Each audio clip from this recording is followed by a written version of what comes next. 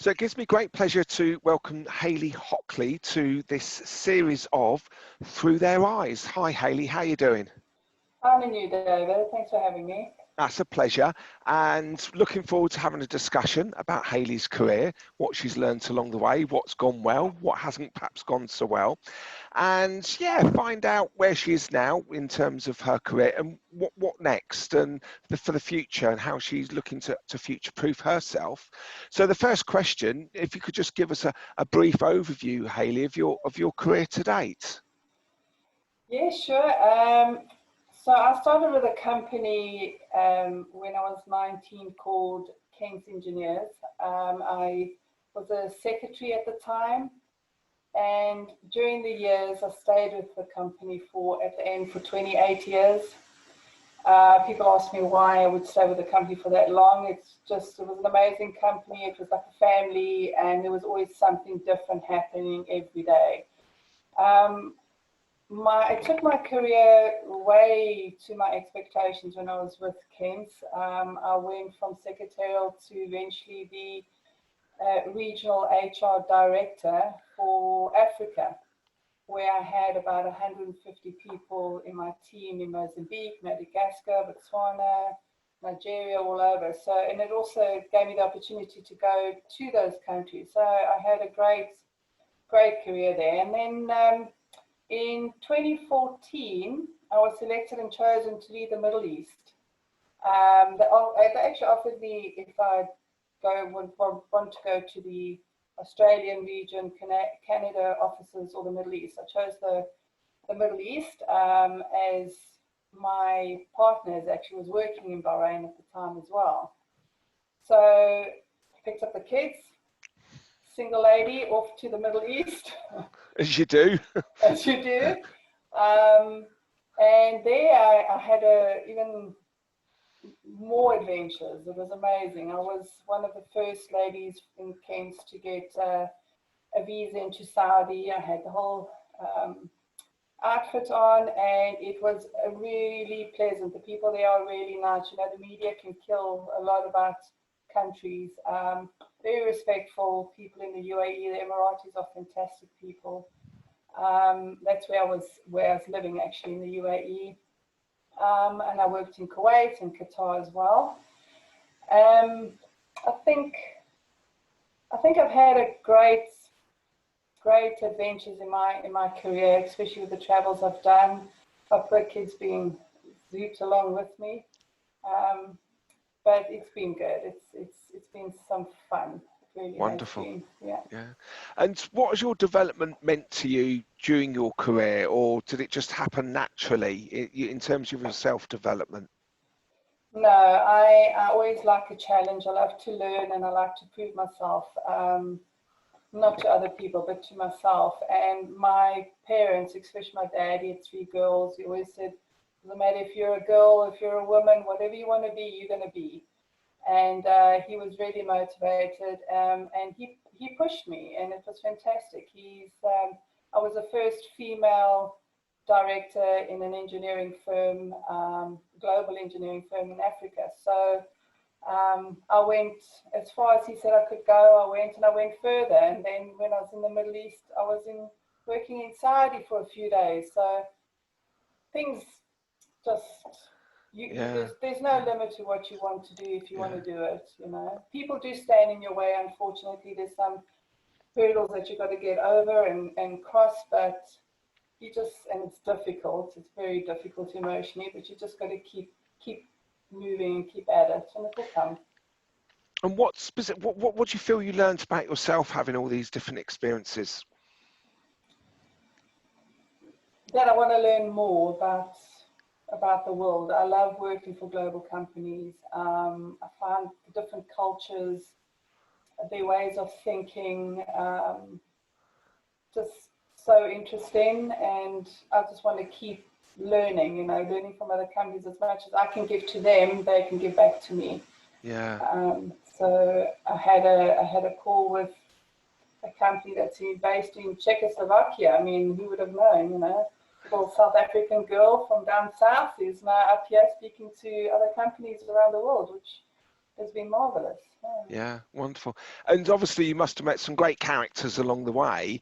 Which part of it, is there any particular parts you particularly enjoyed? Yes, I did a lot of community service for the business going through Africa. The biggest enjoyment for me was going into not just South Africa's townships and that, but going into Madagascar, where we were working on a plant down south, and it was very primitive. I mean, they didn't have watches. They lived by the sun coming up, the sun going down. You wouldn't think there are countries like that, but there are places like that in the world. And just going in there, finding schools that didn't even have papers and pens, and helping them develop a school, you know, because you've got to, as a corporate company, you've got to contribute to the communities. And that was one of my pleasures of doing. Just, I set up vocational training centers for the underprivileged and unskilled, where we gave them apprenticeships in South Africa. We did it in, I set up 2 in Mozambique and another in Madagascar. And then I went and we did one in Saudi, actually, because you've got to try to keep the people, you know. Yeah. So we did that, and that, I think, was the best fun ever, just seeing people. I still get messages. I remember driving along when I was in Johannesburg, and there was always a guy with a plaque, you know, I need a job, I'm a qualified technician or something, but he just couldn't get work. So I leant out, gave him my business card, he called me, I gave him apprenticeship, and he became one of our top welders. Wow.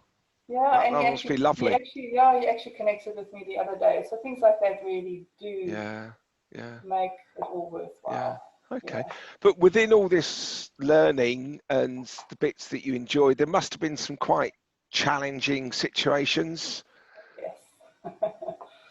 So there was one very challenging situation where I had to manage a strike, industrial relations issue in one of our power plants, and we had what they call down there toy-toying. You know, they start chanting and dancing, and it was a very violent strike. It lost the company and other companies a lot of money, and being the only female person there in that position to manage it, and because of my position, I had to manage the strike and the unions and negotiate with unions, and being a female and telling the others what they need to do and what they can and cannot do in the situation was very trying. We had our offices burnt down. We had the clients' cars bombed. It's a gosh. Yeah, it was a power. I won't mention the name, but I'm sure it's a well-known thing anyway. It was a power plant just next to the border of within South Africa, but to Botswana. So it was quite a trying couple of years. Very, very trying. Yeah, I can imagine. But there again, you must have learned a lot about yourself in how to deal with conflict and difficult situations. Yes, absolutely, you did. And although it was frustrating because you had to give in a few times just so you needed them to get back to work, you didn't get what you wanted, you know, half the time, because you just needed to get people back to work. So yes, it was very challenging. Okay. And going back to the earliest part of your career, what was the best advice that you think you were ever given? From someone else, or from someone else? That would be my mentor. He was my mentor for many years. His name is Tarkus Corrales. He was, at the time, the group HR director. I never had the confidence to go study. I never wanted to know I could fail in something. And he said to me, you have to get your degree. I said, no, I don't need to get my degree. He says, you do. And he kept advising me and motivating me. And eventually, in my early, I don't know, give my age away, but I think about in my early 40s, mid-40s, joined a program, the company paid for it, at Nottingham Trent University, where I got my master's degree. Wow. Yeah, so Good for you. yeah, so I had some good role models, people who believed in me, Yeah. and it was, Yeah. Okay. So now if we turn it around, what advice would you give to the younger generation coming into the working environment at the moment? yeah, I would say don't take things for granted because you got that piece of paper does not qualify you. You need to get your hands dirty, you need to get stuck in and experience the good and the bad of a job. You may have worked for 4 years becoming a degree person, but it doesn't stop there. You've got to dive in and you've got to now get your hands dirty and Yeah. Yeah. get it Okay. moving for Yeah. yourself. Yeah, Yeah. Make things happen. yeah, you're going to make You things can't sit happen. and wait for them and they to do it. No, you can't. And that piece of paper is not going to make you do it. It will help you. Fair Yeah. enough. It definitely will help you without a doubt nowadays. You need that piece of paper, but you've got to go in and just take up all the challenges you can and learn from them. Yeah. Wonderful. And so that's been, a lovely story of your career in the past. So what about the future in terms of future proofing yourself, continuing to develop and, future opportunities that you're currently looking for? Yeah, so I left being an HR lead, director, whatever manager, whatever you want to call me, about 3 years ago, and joined the Workday life. Workday is an HRIS system that can integrate quite a few systems in one, so it becomes one platform. Because I've implemented a few systems like that, and this one came across, I learned about Workday when I was in the Middle East. I really liked it. I could see it benefiting the end user, I can see it benefiting the managers, the business as a whole.